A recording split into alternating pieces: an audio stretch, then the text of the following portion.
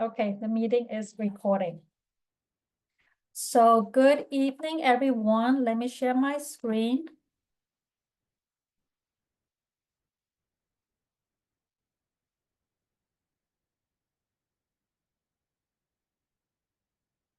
Can someone give me a thumbs up if you see my screen?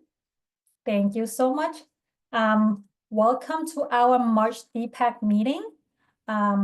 It is now 6:03 p.m. and I officially call this meeting to order.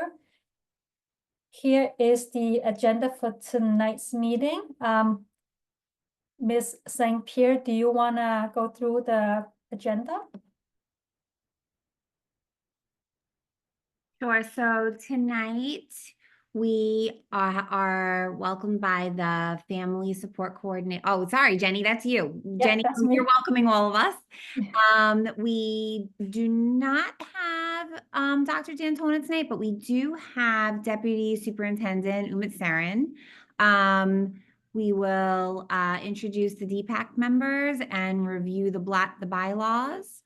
We will have a summarizing update and discuss the CEC election updates and school surveys. Yep. And then let me stop sharing because now I'm going to pull up the minutes from January and February. I'm going to scroll down slowly. Oh, hold on. Let's start from the top. All right, Catherine, when you're ready.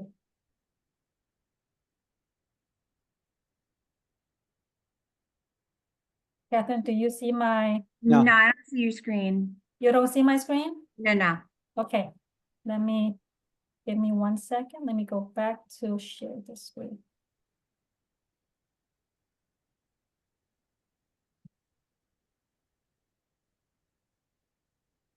Okay. You see my screen? Yes, now I see it. Okay, I'm gonna scroll. Okay. So we're reviewing the minutes. We need to approve the minutes from January, when we went over the meeting norms and we had Deputy Superintendent Sarin do the superintendent's report. We had a vendor presentation from Child Mind Institute, discussed the upcoming CEC elections, the upcoming events.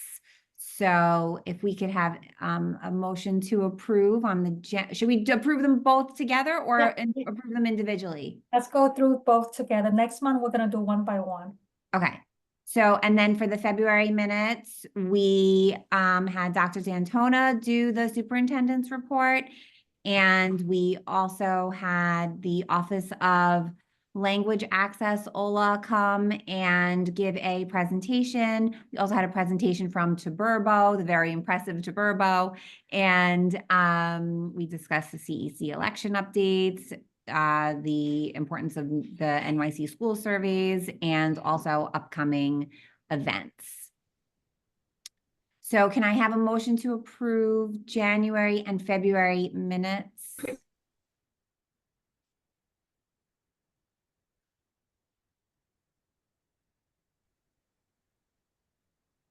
Can someone make a motion to approve our minutes from DPAC meeting? I approve. Thank you, Stacy. You're welcome. Can someone second the motion?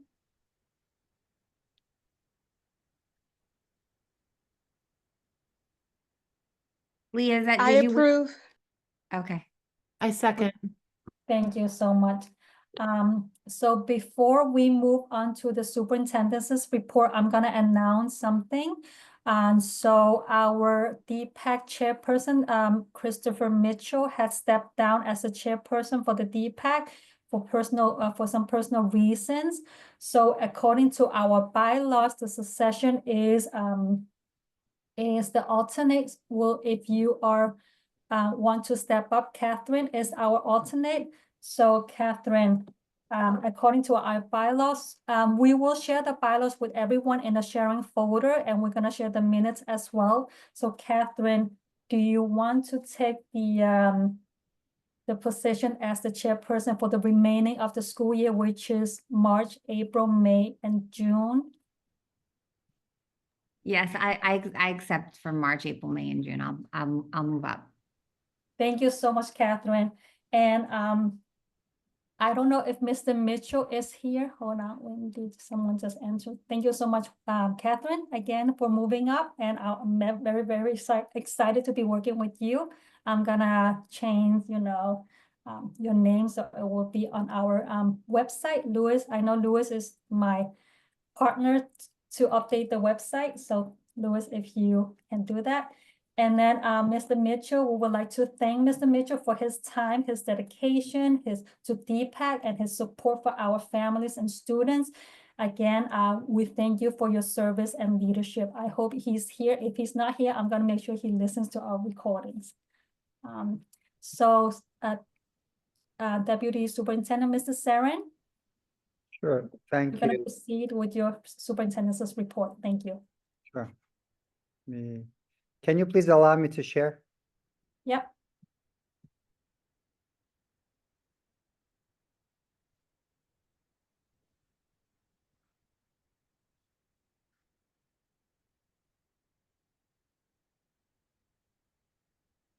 I'll just make you a co-host.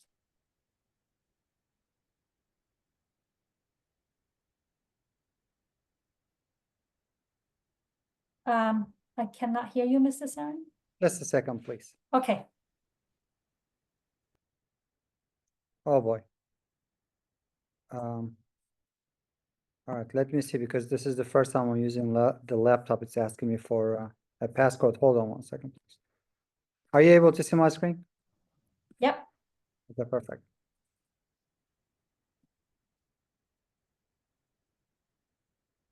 Come on. All right, let's put this one.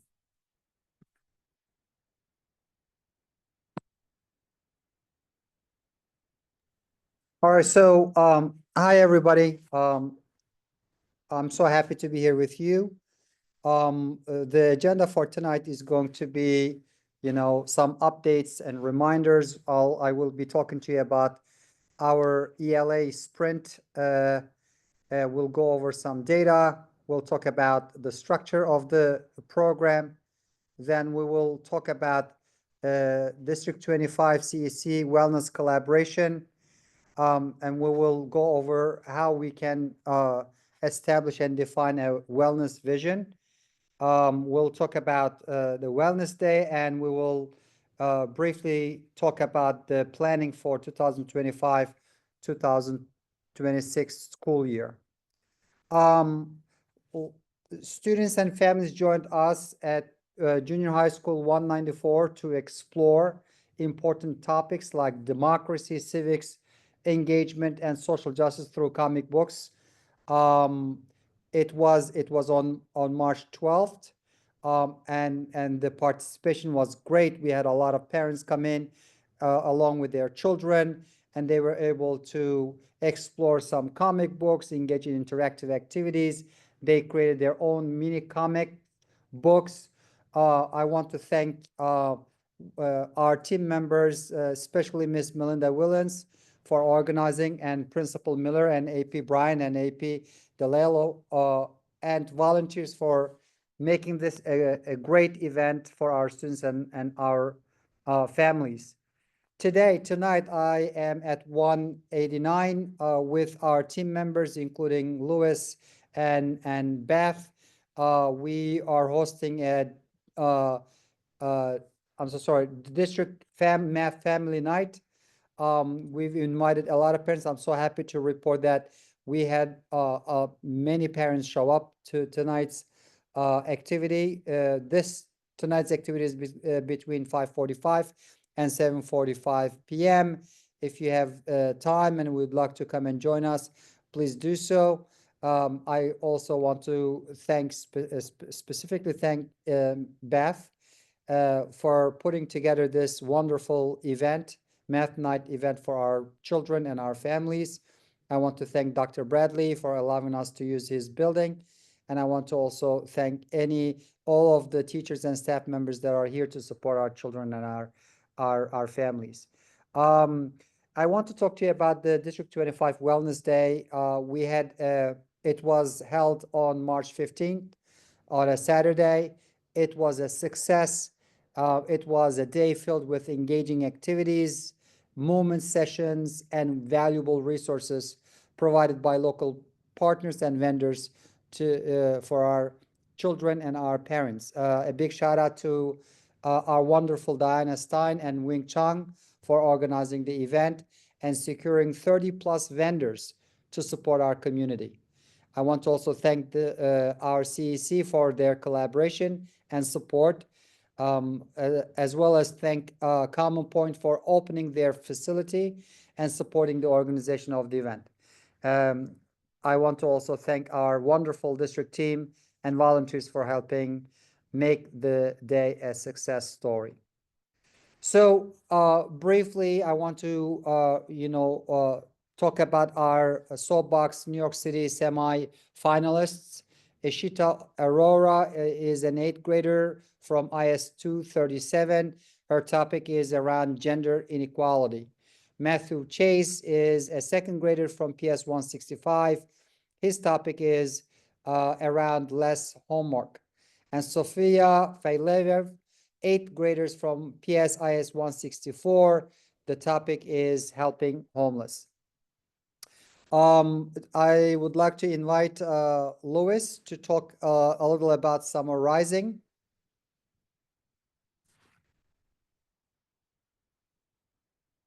Louis? Thank you. I wasn't expecting to come on so quickly, but this is good. So, hi everyone. I just want to quickly talk about a little bit about Summer Rising. Today's a great day to be talking about this because tomorrow, Friday, March 28th, is the deadline to submit an application to have your child participate in the Summer Rising program.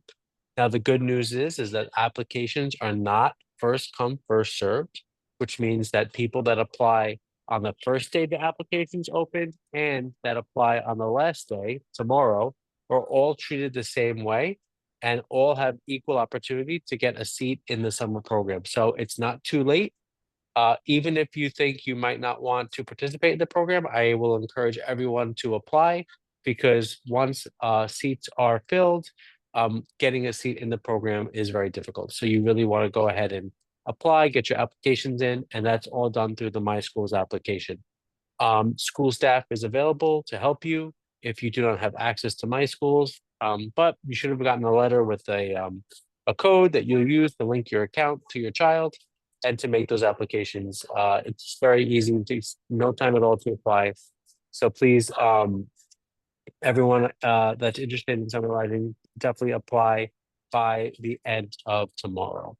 And if you do not get a seat or you do not get a seat in the program that you wanted the most, you will automatically be added to that program's wait list, and you will then be contacted if they get to your position on the wait list to go ahead and accept the seat offer.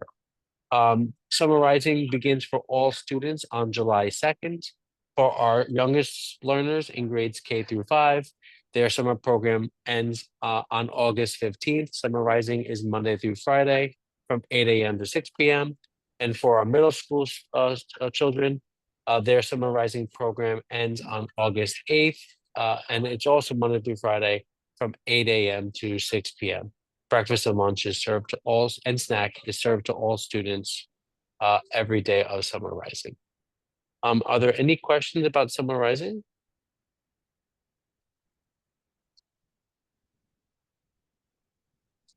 And is there any more slides, Amit? I don't know. Okay, we'll go do this. We'll do this next. So I invite you to go to the Department of Education website. I'm gonna put it in the chat right after I stop speaking. It has all the details about Summer Rising that I spoke about and more, including a link to the application. So that's it. Thank you very much, Louis, for this valuable information. I want to now continue with enrollment timelines. Thursday, March 6, 2025 was the high school offers were released. The middle school offers will be released on April 9th, 2025. Kindergarten GNT offer release will happen on April 2nd. Pre-K offer will be released on May 13th, and 3K offer release will happen on Tuesday, May 20th, 2025. For gifted and talented GNT grade 1 to 4 admissions, it'll be the GNT upper grade applications open on Monday, April 21st, 2025. GNT upper grade application will close on Friday, May 9th, 2025, and GNT upper grade offer release will take place on Wednesday, June 11th, 2025. So, as you may remember, as part of the central and district initiative, we've started an ELA sprint. The ELA sprint is about supporting our children that are on the cusp to support them so that we prepare them for the New York State ELA test. We started the ELA sprint. It started running from March 10th, and it's going to continue until April 22nd. This sprint is designed to generate improvements in ELA performance, specifically for grades 3 to 5, by targeting students whose performance is just above proficiency and just below proficiency. As a district, we've decided to extend this sprint to our students in grades 6 to 8 as well.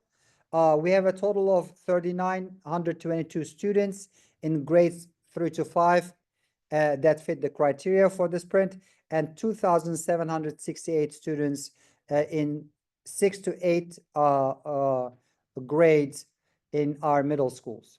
Students will be expected to engage in iReady for 30 minutes per week at minimum. That could happen during WIN periods, focus periods, before or after school program, or during center activities.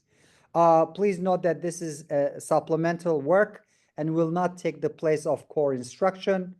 The focus will be around priority standards such as R2, R3, and R4. Just to give you an example what those are, for example, 5R2, that's 5th grade R2 standard, talks about determining a theme or central idea and explaining how it is supported by key details. It's summarizing a text. R3 is about, in literary text, compare and contrast two or more characters, settings, and events, drawing on specific details in the text. The language aspect of this is, in informational text, explain the relationships or interactions between two or more individuals, events, ideas, or concepts based on specific evidence from the text. And finally, R4 talks about determining the meaning of words, phrases, figurative language, academic and content-specific words, and analyze their effect on meaning, tone, or mood. As I indicated, this work is going to continue through April 22nd, and our hope that our students are going to make substantial gains. I want to talk a little bit about wellness vision for our district. We would like to engage in this activity as a community. Our roots strengthen when we build strong foundations for our students as readers and mathematicians. This is our district vision now. I'm going to ask, after I read the vision, for you to kind of think about how we can integrate the wellness vision into our district-wide vision. So, our roots strengthen when we build strong foundations for our students as readers and mathematicians through individual and collective learning of all constituents with the school and district community, utilization of a routine and transparent data systems to support decisions, engagement in cycles of inquiry to support our professional growth, strategic planning and delivery of high-quality professional learning opportunities designed to the learning needs of school leaders and staff, collaborate with families and foster meaningful partnerships from early childhood through middle school years that support student achievement and build successful pathways towards college and careers. Fostering excellence by creating opportunities that school empowerment, that support empowerment, critical thinking, problem solving, creativity, and student ownership of their learning. Integrating and embedding social emotional learning and equity-based practices as part of academic learning. And finally, supporting asset-based pedagogies that are responsive to cultural differences, inclusive of race, ethnicities, language, gender, identity, and ability within learning. So this is our district vision. Reflecting on our vision statement, I would like for you to please just take a few seconds to think. What does it currently say about wellness? And what else can it say? Feel free to unmute and share.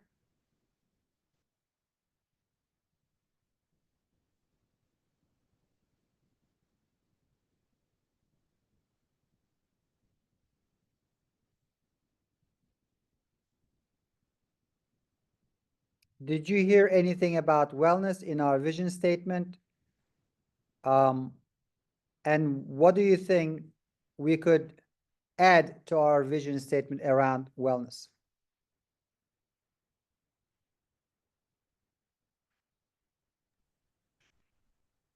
Hi, good evening. I know we've discussed this a bit on the CEC as well. So I think that some of it right now, it currently says that we've got a good foundation and that our schools are strong, moving the kids forward. And I know that on the CEC, we've also discussed the mindfulness aspect of creating more strength of spirit, strength of character, and trying to provide more support for that in the district message. Wonderful. Thank you. Thank you very much for sharing. We are going to engage in this work, down the road at some, this year, because wellness is so important for us that we, it's imperative that we incorporate this into our district-wide vision statement.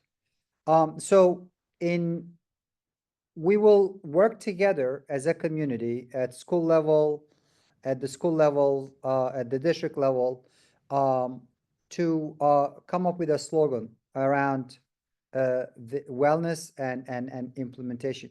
So first, we will define the core message. We'll focus on values like wellness, community, and belonging.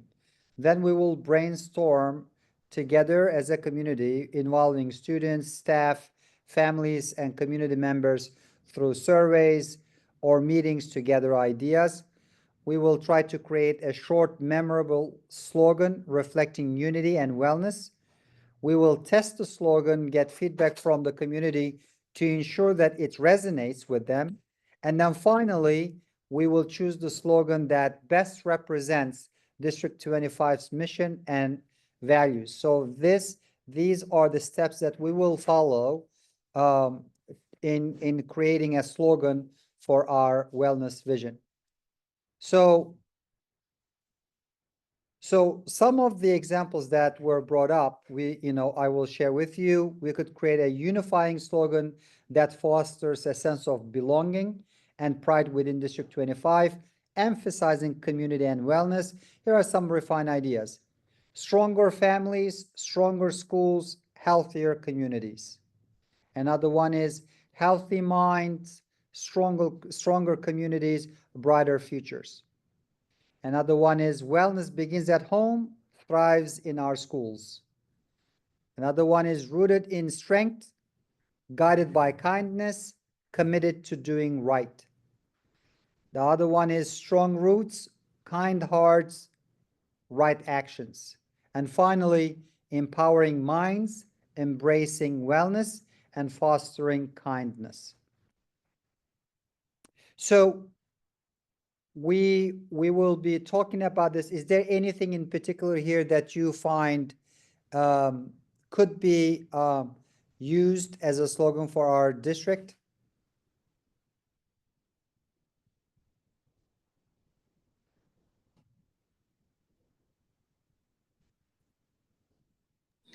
I personally like number 2. Number 2, healthy minds, stronger communities, brighter futures. Yeah. I like that. All right, if nobody wants to share, we will definitely share some of those slogans via, again, in our subsequent meetings, via surveys. We're gonna try to gather feedback from our community this way. I want to talk a little bit about setting the stage for next year. Just to go over the priorities for next year, we will have priority 1 will be around all students learn to read well, and within this priority, different from this year, we will include we'll combine priority 1 and priority 3 inside priority 1. As you remember, priority 1 is around the use of foundations and Acadians, assessments to support the strategic use of decodable text, and build foundational reading skills, right? Priority 3 right here is about utilizing HMH and the curriculum and supporting our students around the implementation of HMH curriculum. So and using iReady as a means to measure progress and success. So based on this, I want to share with you where we are now in terms of our middle of the year. We call it mid-year data based on iReady. So as you can see here on this slide is about our ENL learners. And it talks about the 2023-24 middle of year performance versus 2024-25 middle of year performance. And as you can see here, when we compare our ENL students' performance from last year to this year, unfortunately, our students did not make progress. There's a regression, 0.19% regression. When we look at our special education students, IEP learners, you will see that they made 7.5% progress from last year to this year, middle of year, based on the middle of the year data from iReady. So although they made a lot of progress, I want you to look at the percentages here. Only 16.7% of our Ls scored above benchmark, and 17% of them scored at benchmark. That's 33%. When we look at our special education IEP students, close to 20% scored above benchmark and 16% scored at benchmark. So compared to our non-ELs, non-IEP students, those two subgroups need to improve in terms of performance. So as a district, we will, plan ahead so that those subgroups are supported strategically to make the progress they should be making so that they're able to keep up with the rest of with the remainder of other students. So when we look at our progress in terms of the 3 to 8 ENL students now, you will see that there is only 1% progress. But in here, when you look at the percentage early on, mid or above grade level, only 7% of our ENL students scored on or above grade level. Only 8%. And when we look at the grades 3 to 8 special education IEP students, only 18% of our students, IEP students, scored early on, mid or above grade level. So this data is glaring. It's important that we pay attention to this, to the numbers, and we work together as a community to plan, to put into action a plan where those two subgroups receive strategic support so that they're able to make enough progress and to perform at the same level as other subgroups. Do we have any questions regarding the data that I shared?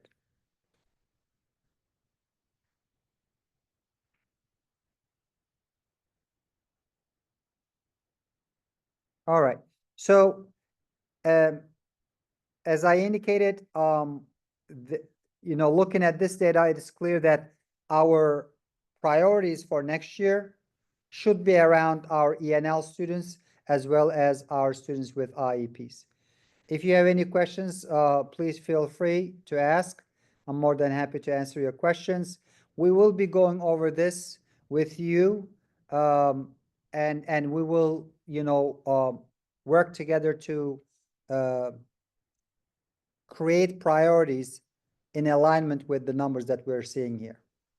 Thank you very much, Jenny. I'm done here.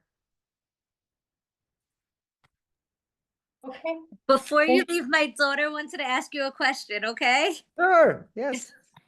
Can you come to STEM night, please? Yes. Do you, Definitely. do you Where's remember her at math night? Do you remember she was at math night doing the math on your shirt Yes. at 150? So she wanted to know if you could come to STEM night April 10th. I will definitely be there. Okay. Thank you.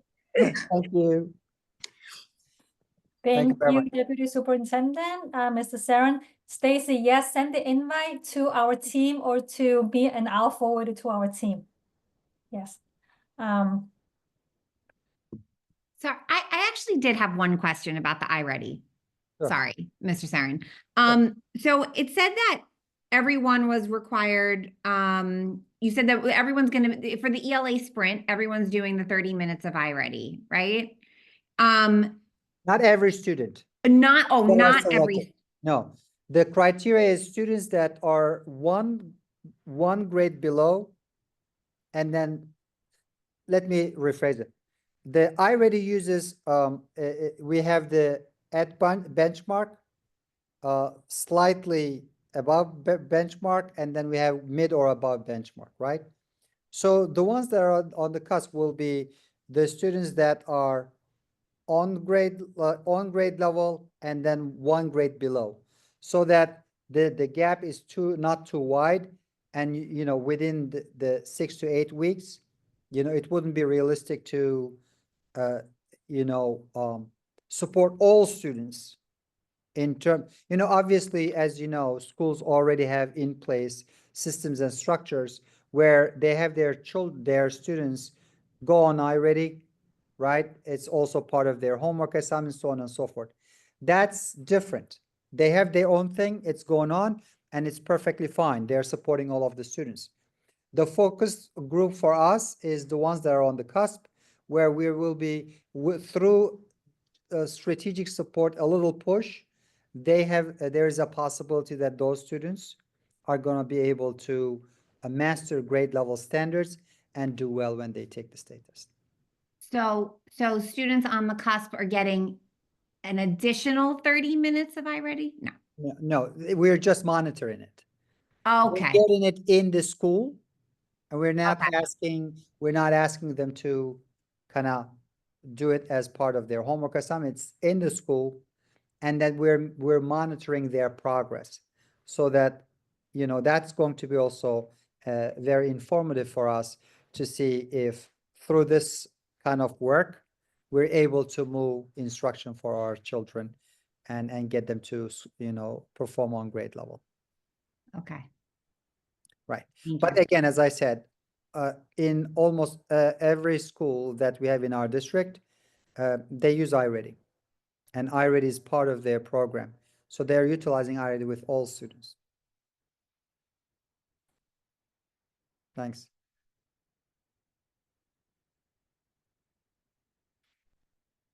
Right. I'm gonna I'm gonna continue the meeting by first of all, Catherine, thank you so much for accepting the role of the DPAC chairperson of 2025 or the remaining of the school year. Appreciate all, you stepping up. But before we proceed with the slide, I also want to show you the bylaws because this is public information and I want did I?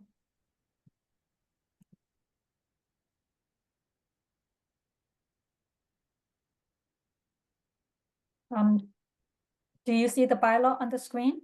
Yes. Okay, so bylaws are suggested to be reviewed and updated annually.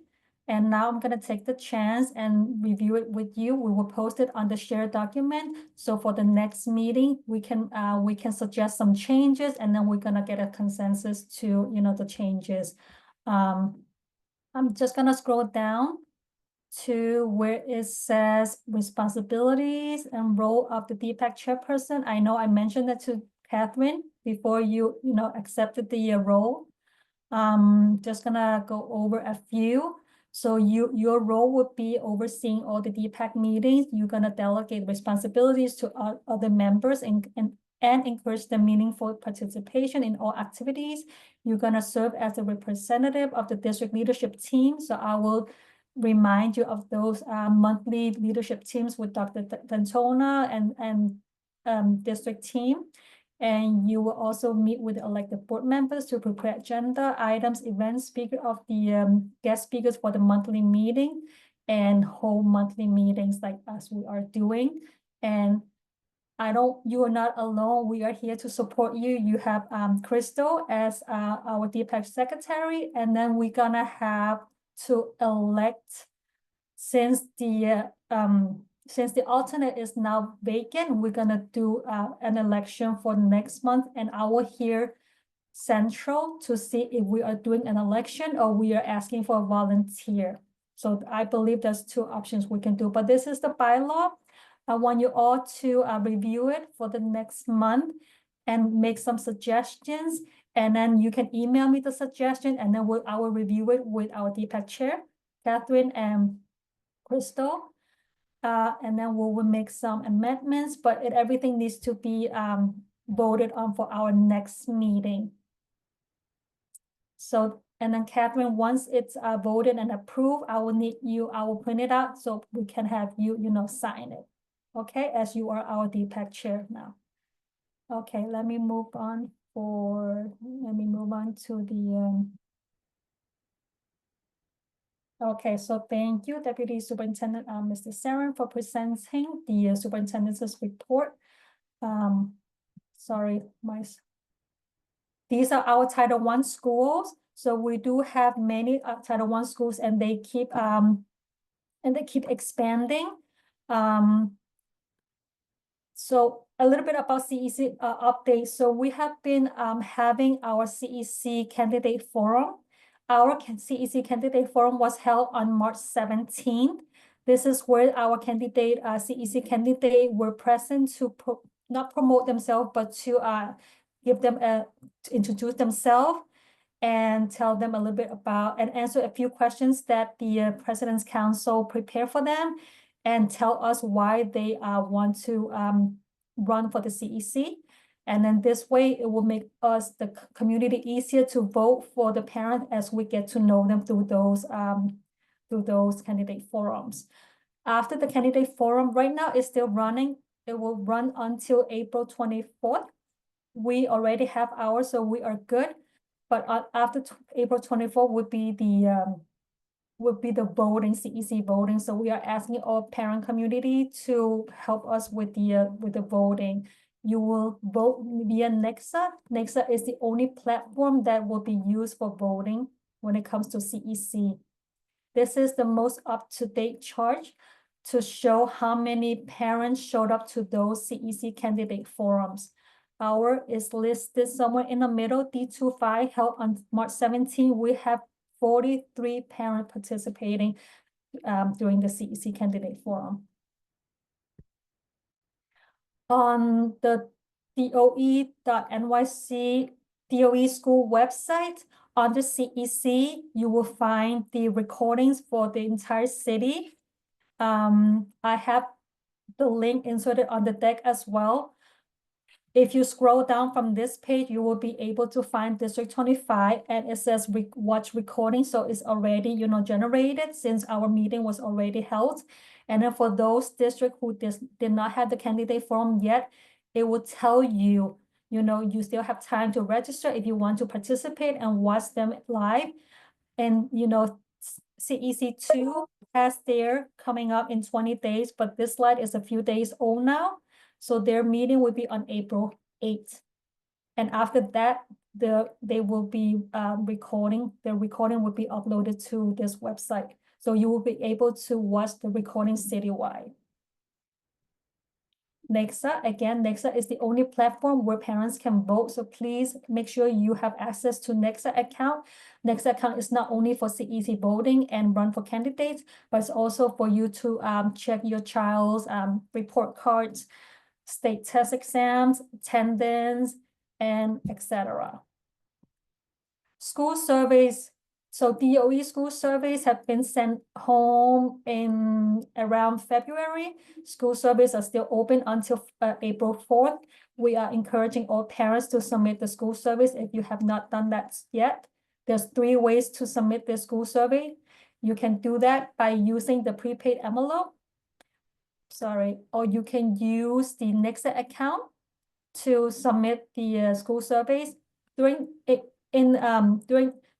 Via the Nexa account, you don't need your child's OSIS number because you already signed it as your child. But when you use the online website to submit the school survey, you will have to input your child's OSIS number by adding a lowercase f in front of the OSIS 9-digit OSIS number. May I ask a question, please? Yes.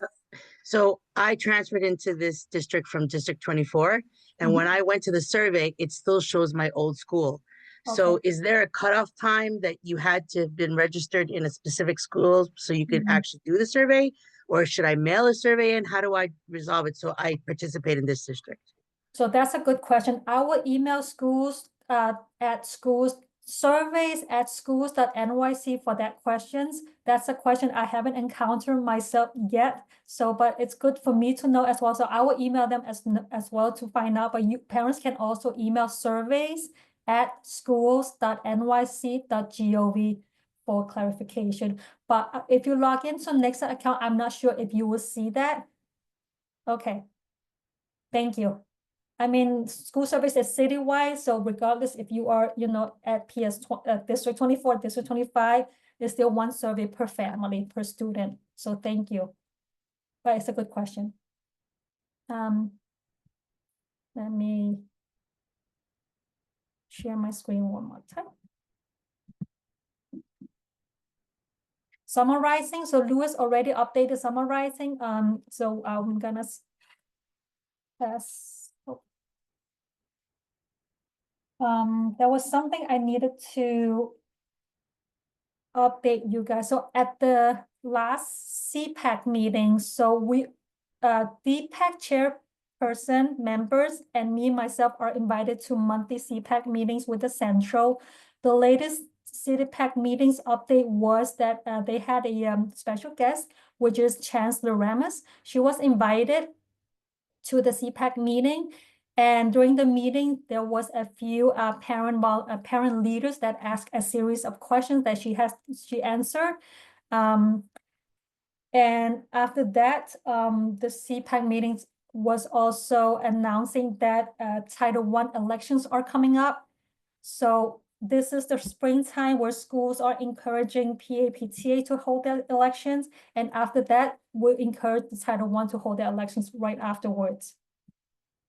PAPTA president who get elected for September will have a mandated seat on SLT. Title I PAC chairperson or alternate will also strongly, they will hold a seat for the Title I chairperson. It's not mandated as of now, but down the pipeline, they are working to make that as a mandated seat as well as everyone as Title I PAPTA, and schools are working towards the same goal. But right now, schools are strongly encouraging all Title I PAC chair and alternate to sit on the SLT, but down the pipeline, they would make this seat mandated as like the PAPTA president. That was the update from CityPAC. So then we, besides the DPAC meetings, President's Council are also conducting meetings or having meetings, monthly meetings with their PAPTA members. The next PAPTA, the next President's Council meeting is April 21st. And it's a public meeting, so anyone in the school can attend. This DPAC meetings, the next DPAC meetings is April 30th. We've been alternating between Thursdays and Wednesdays. The next DPAC meeting will be the same time.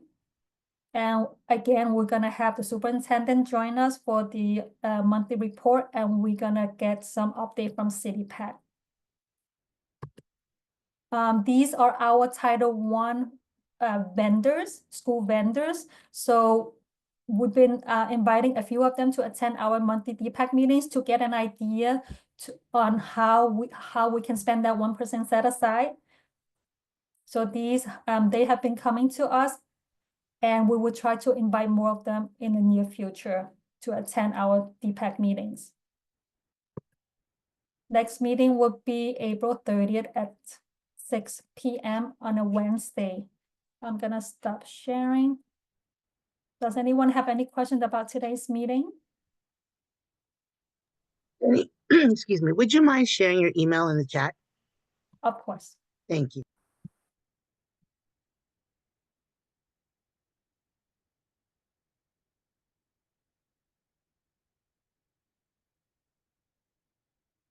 Right here. Just a reminder, tomorrow we're gonna upload today's minutes, the deck, and the bylaws under, DPAC sharing. Okay, let me show you the website quickly. So if you go on our D25 website, this is our District 25's website. Under public meetings, these are our CEC meeting, DLT meetings, President's Council meetings. So all these public meetings can be found on our website.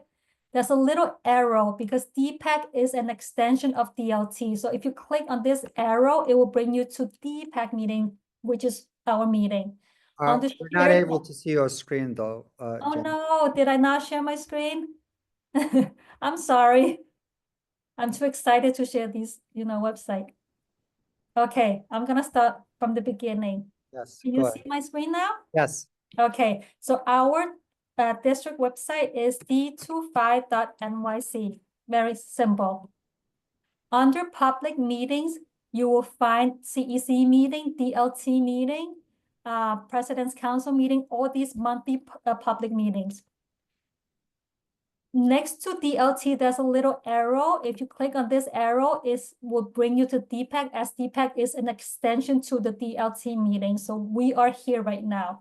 On the shared document is where we're gonna upload our, the monthly deck, the bylaws that I presented tonight, and the minutes. So everything will be on the shared document, okay? So if you can please review the bylaws before the next meeting, and then suggest any, if there's any suggestions, changes, let us know, and we can update them, and then we're gonna review them for next month and make,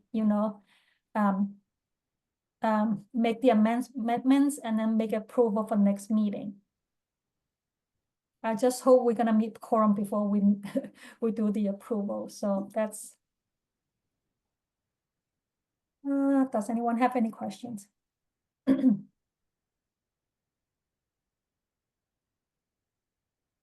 No? Okay. So thank you all for attending tonight's DPAC meeting and being a part of the DPAC. And I officially close this meeting, and thank you all, and we will see you next month. I'm gonna stop. Thank you, Jenny. Thank you, everyone.